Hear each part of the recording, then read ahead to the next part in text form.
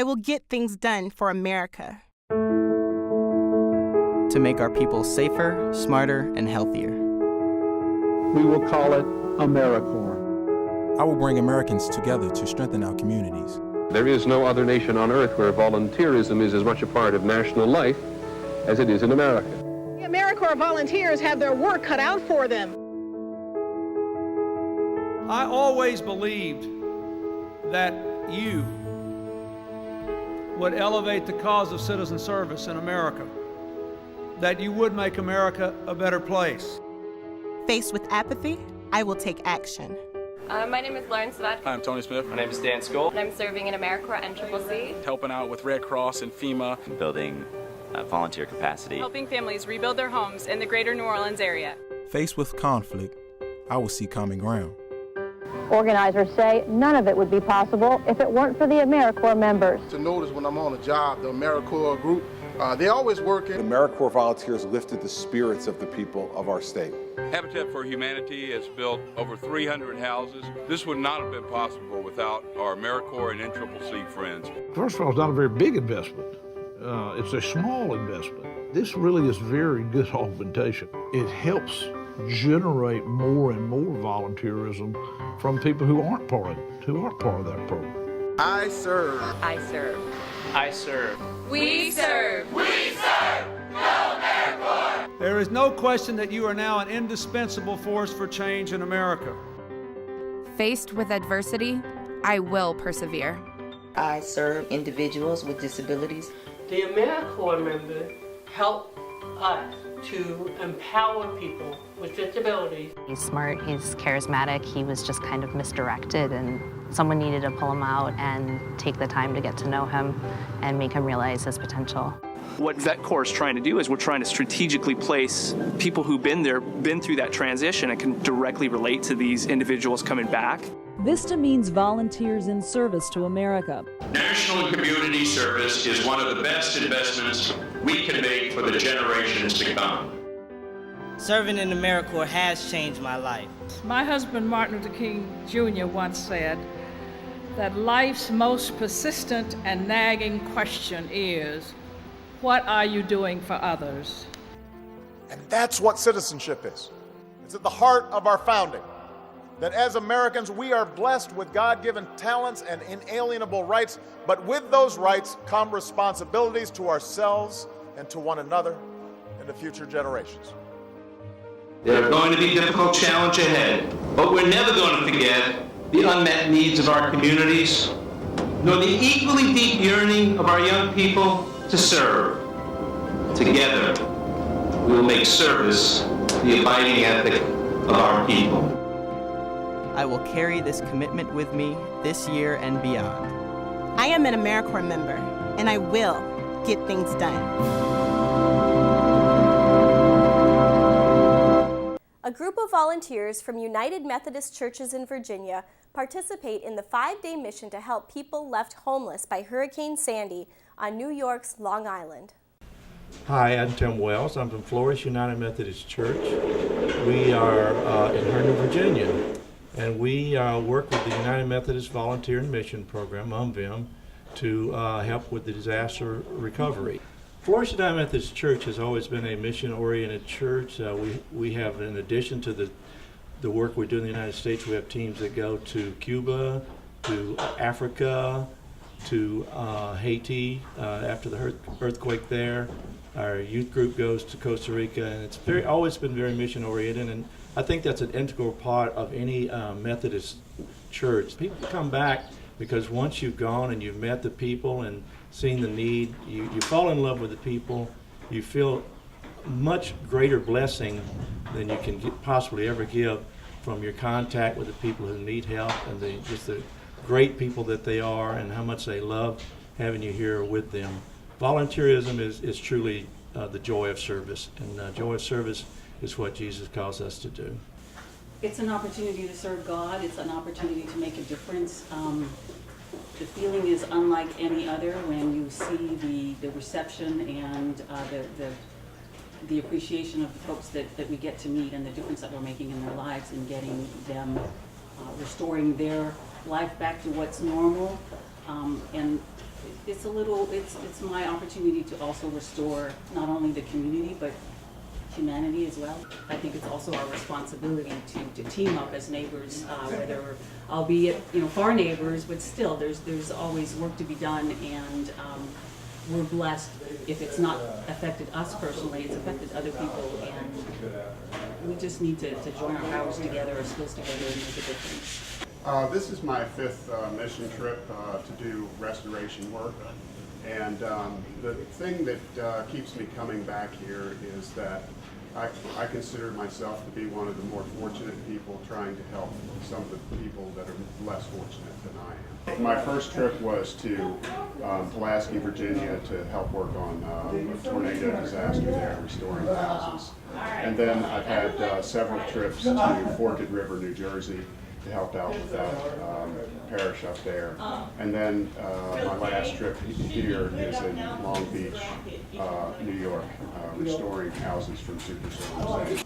The thing that I get most out of these trips is that I'm serving people who are less fortunate, and I think it's the joy of giving that really is what I come back for, and I tie this back into the fable or the parable about the Good Samaritan, that you help people out who are in need. We live here at 89 Michigan Street in Long Beach, and it's 17 months now since Superstorm Sandy, and we have been back in our home about 10 days. There's still a lot of work to be done, and we wouldn't be back now if it hadn't been for the United Methodists, who have helped us so much.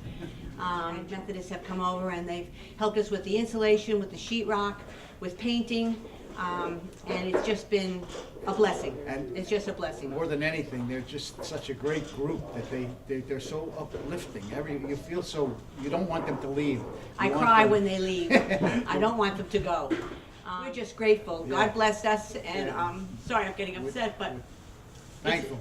We're very thankful. We're very humbled by everything that they've done for us. We didn't think we really were deserving of having somebody volunteer and do this work for us. And thank you. Thank God. From the bottom of our hearts. Amen. Thank you. Thank you. We can be fooled by looking around that, or thinking it's already been 2 years, so everything is back to normal. There's still so much work to do.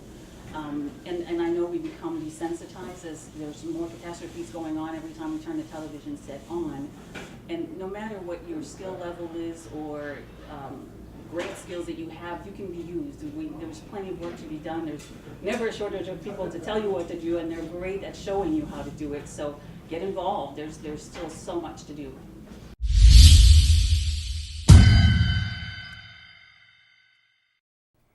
I'm joined by the CEO of the Center for Disaster Philanthropy, Robert Ottenhoff, who will talk with us about the playbook. Tell us a bit about the playbook. Right, so the playbook is for anybody who's interested in disasters and supporting disasters. We recognize that in this country, we tend to be really ad hoc about disasters.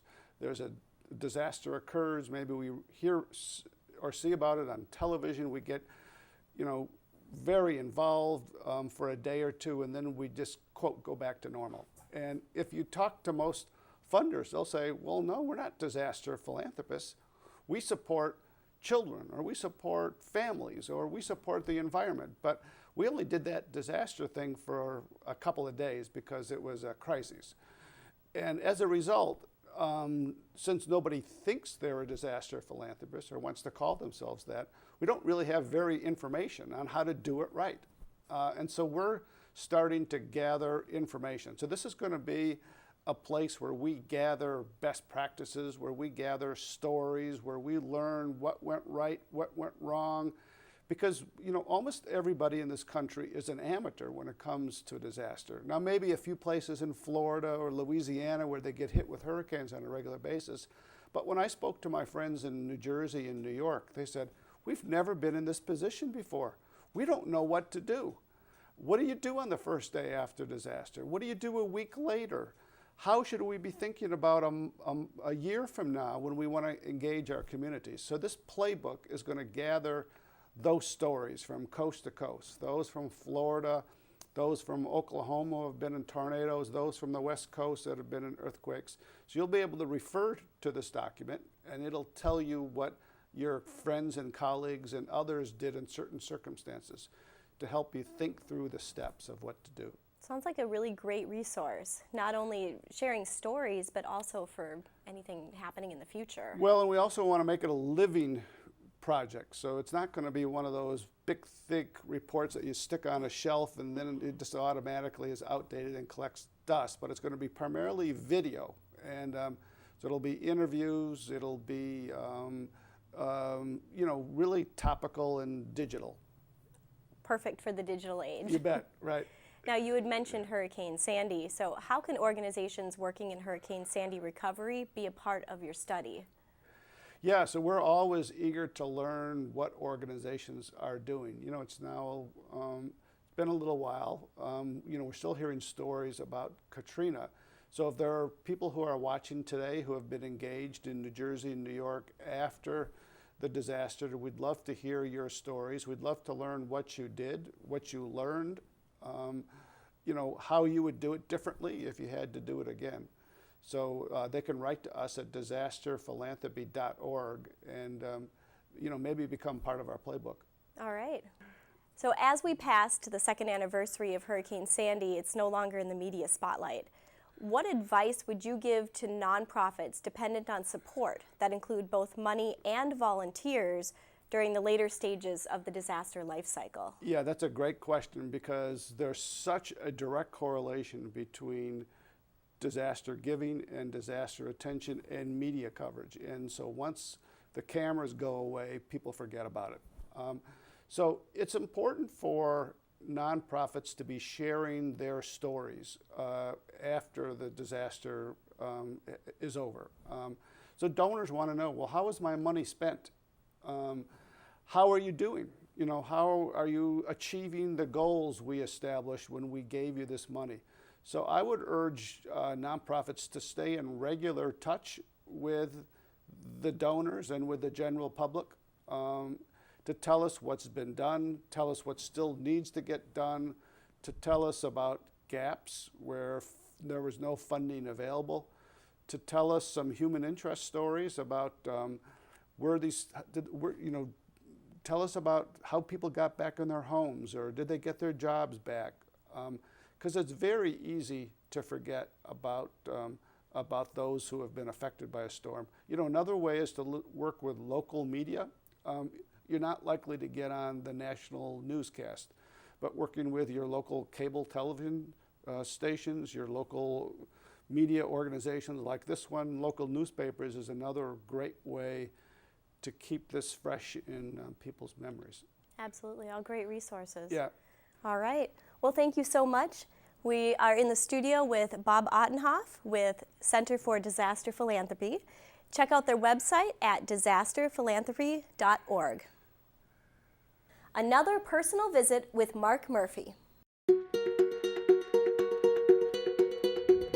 This is Porto, the second largest city in Portugal and a historic city. Absolutely spectacular, especially from this vantage point. In 1996, it was named a UNESCO World Heritage Site. I would suggest taking 2 nights and maybe up to 3 days to explore the city.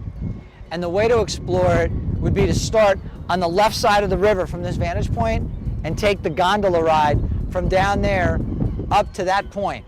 Once you're here, you can hike up and explore the monastery and then come down and take a walk across this bridge to the historic area.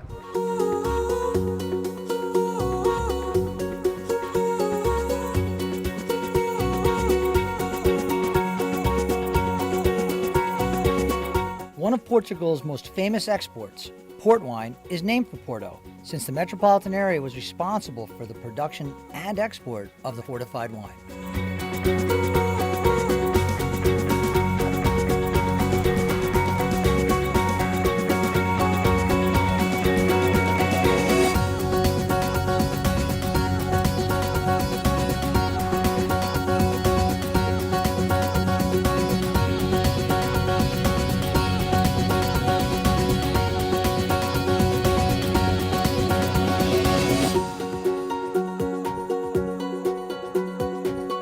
Porto's most popular event of the year is St. John.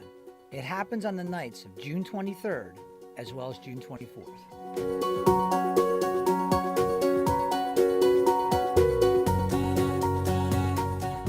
So we came from all the way up there, we crossed that bridge, we wandered around the backside of the city here, came down the hill, and we burned a lot of calories along the way. I hope you enjoyed some of the sights.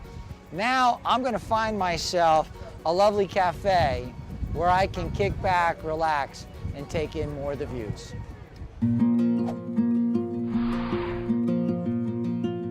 Well, it didn't take me long because the second restaurant I came to is the one I chose. Come on inside and I'll show you why.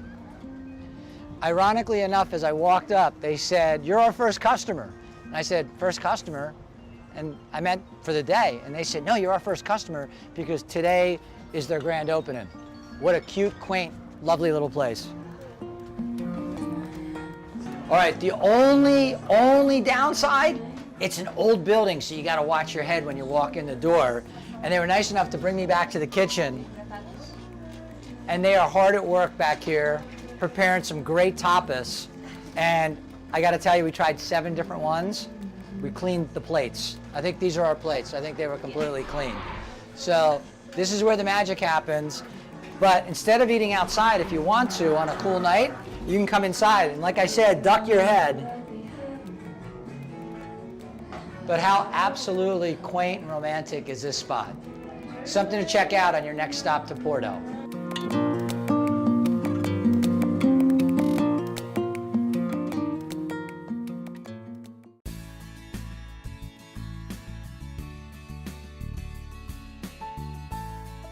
Hi, my name is Josh Carroll. I'm with the WCC in Seattle, Washington.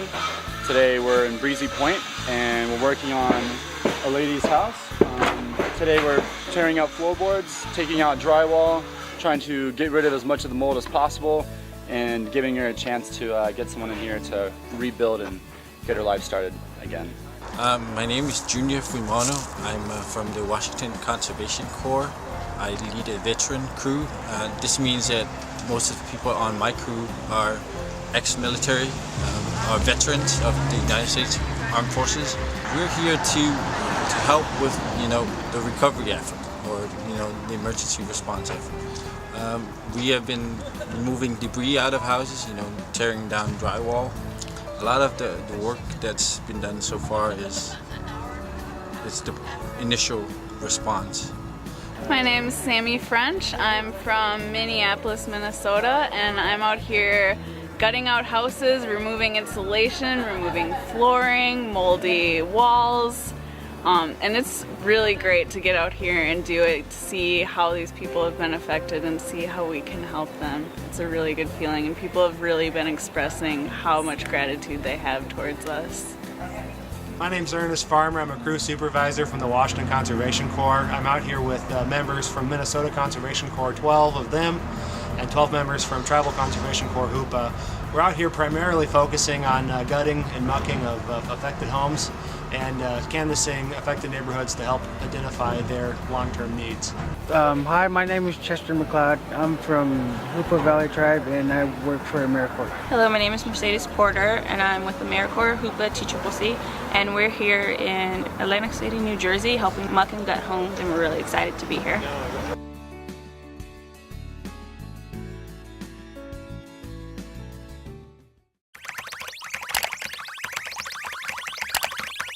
Make every outing memorable. Exploring cities new and old can be overwhelming. With so many options, it's often hard to decide which adventures to choose. Field Trip, a mobile app available on the App Store and Google Play, takes your selected interests into account and notifies you when something interesting is nearby. The app curates architecture, historic places and events, lifestyle, offers and deals, food, drinks, and fun, movie locations, outdoor art, and obscure places of interest based on your location. Field Trip even lets you share your experiences immediately through email or social networking platforms. Download the app to start discovering hidden gems and planning your next field trip. One of the most magnificent things that has come out of the Monmouth County Long-Term Recovery happens to be right behind us. It is Camp Evans, which is a historical site that has now been renovated to be volunteer housing for folks who will be serving both Monmouth and Ocean counties here in New Jersey. Camp Evans, it has been converted into a housing facility for volunteers. It's set up very similar to dorms. There is a section for male and females. There are showers, there are eating facilities, there is a recreation room, and those volunteers who come to us from out of this area will be able to stay here and then come out and help all of the community partners who are rebuilding here in Monmouth and Ocean counties. What will be nice is we now can recruit groups from all over the United States to come, stay here at Camp Evans, enjoy the beautiful new facilities, and work on homes right here in Monmouth and Ocean counties. So I invite all of you, I welcome you to Camp Evans, and I hope you find it as magnificent as we do. Volunteering, traveling for a purpose, using social media tools, and competing in teams are all components of a new social consciousness, helping bring people home after the ravages of Hurricane Sandy. Sign your team up at JerseyShoreVolunteers.com. The initial competition to participate in the Jersey Shore Volunteers is to create a short video on Facebook and share it with as many followers as possible. Getting as many shares and likes as possible is a key part of the contest. The video should address what your team can do to tell the world about the need for additional and ongoing volunteers in New Jersey. Be sure to tag your videos and posts Jersey Shore Volunteers. Full participation and rules are available at JerseyShoreVolunteers.com. 50 teams of 10 participants each will be selected to become Jersey Shore Volunteers. Every week, 4 teams will travel on Friday morning to Camp Evans in New Jersey to begin their experience. Everyone will receive social media training and team building sessions on the trip to New Jersey. The teams will represent their nonprofits, and homeowners will benefit from the team's efforts. After a dinner at a classic restaurant in New Jersey, the team will gather to reach out to their supporters about Friday's activities. Saturday includes a full day of volunteering and another session of social media sharing. Sunday morning, all 4 teams will meet to work on the video and to discuss what has been accomplished. A visit to one of the excellent museums at Camp Evans will round out the day. The awards will be presented, and then the groups will board the bus to return home Sunday afternoon. Hi, happy Thanksgiving. We have a turkey dinner for you. I won't have any Thanksgiving if it went for you filled us with the church. I just appreciate what they're doing for us. Today is the day before Thanksgiving, and it's our turkey lock-in. The turkey lock-in, it's a sleepover that we have for the youth group at our church. What we do is we assemble turkey dinners for people who don't have families. We start the night before Thanksgiving. We prepare the turkeys, stuffing, the side stuff, so like the gravy, cranberry, pumpkin squares. Pumpkin squares. It's a full traditional Thanksgiving meal with the turkey and all the fixings. And then in the morning we finish preparing the food and then package it. We load up carts with the boxes of food and we walk them over to the shut-ins. They walk together, pushing their carts along the sidewalks and helping each other through the streets of Little Tokyo. One of the facilities is Tokyo Towers, a senior subsidized residential facility. So a lot of the people that we drop the food off don't speak English, but we still get the message that they're thanking us. The second facility is a low-income housing facility. Thank you, Teresa. That's why these lock-ins, they're really successful, is because we can work together. If we couldn't work together, these things wouldn't be possible. Well, here, give me that one, and then Jess, you can follow me for that one. All the youth know that part of their faith journey is serving others. They have to roll up their sleeves, know that's part of praising God. All right, thank you very much. Happy Thanksgiving. Thank you. One of the things that I was taught, at least in this church, was that everybody is family. And being able to reach out to some people who may not necessarily feel that they have family can certainly feel it through us. Getting a chance to be with the entire youth group for one day out of the year where we can all help someone else, but we're also bonding.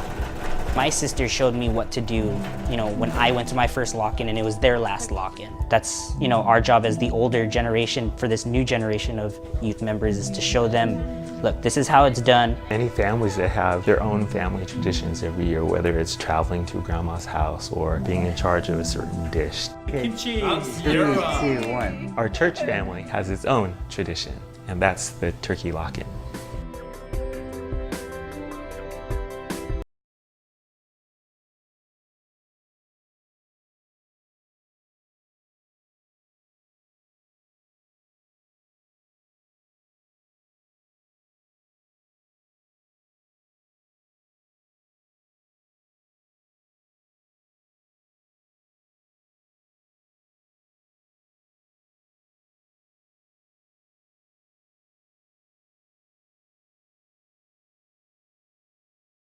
Jersey Shore Volunteers is synonymous with a new social consciousness. Help bring people back into their homes. Homes they've been unable to occupy a full 2 years after Hurricane Sandy.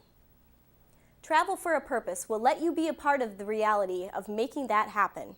Each of our teams will have a volunteer experience and participate in a project that combines social media with a reality TV-like competition. The volunteers will travel to New Jersey, help a specific homeowner, and document the experience on camera. They will then edit their video and share it on social media platforms, asking their fans to vote. The most popular of the 4 competitors will have a significant donation made to their specified charity. To help us select our 50 teams, we want everyone to create a very short video telling us why you and your group want to go to New Jersey and be a part of this very important experience. Post your videos, ask questions, and let us hear from you starting October 30th, 2014. Start collecting your teams of 10 individuals and help your charity grow while helping New Jersey get back on its feet.